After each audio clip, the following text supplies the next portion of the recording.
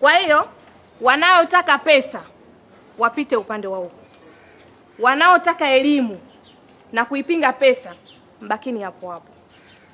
Tumeelewana? Ndio. Haya. Wanaopenda pesa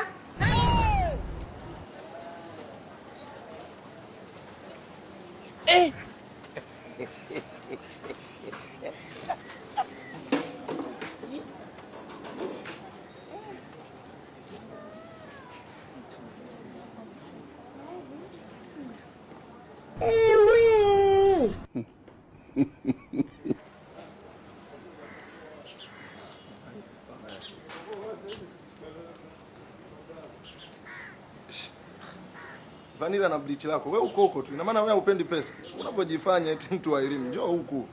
Kwamba darasa zima si peke yetu ndo tunapenda hela. Ishi. Madam, mimi hapa naona hakuna mjadala wowote.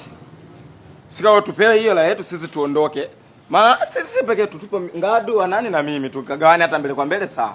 Si tuko watatu tu. Yani sisi tuache shule hapa tuondoke. Unaona watu wanapotamani tai yangu sio nitampa nani na suruali. Na vizuri zaidi sisi wote tunaaminiana hapa, tusugumiane. Hivi nyinyi mnajielewa kweli? Aliyekwambia kwamba mimi nagawa pesa nani? Madam, si umesema pale ambao wanataka kuwa upande wa pesa wapite mbele, wanaobaki kwenye elimu wabaki. Ndio maana wale wamechagua elimu wanabaki shule. Sisi wa hela mnatupa hela yetu tunaondoka. Moja kwa tunaacha shule, si ndio jamani? Wewe ndio maana kila siku unapataga tatu kila mtihani unaotoka. Nimesema hivi, wanaoitetea pesa wa point wapite mbele na wanaoitetea elimu wabaki hapo hapo. Haya, nani aliyokuambia mimi nagawa hela? Kwa kazi gani ulioifanya mpaka nikubebe hela mimi? Maana mimi ngana shanga mpaka mbona Vanilla kabaki kwenye elimu? Kumbe ni kwa point. Kama ni kwa point yote mimi nipo zangu kwenye elimu. Pale wangapi? Mimi sitoki kwenye hela. Hata niko lazima kuitetea.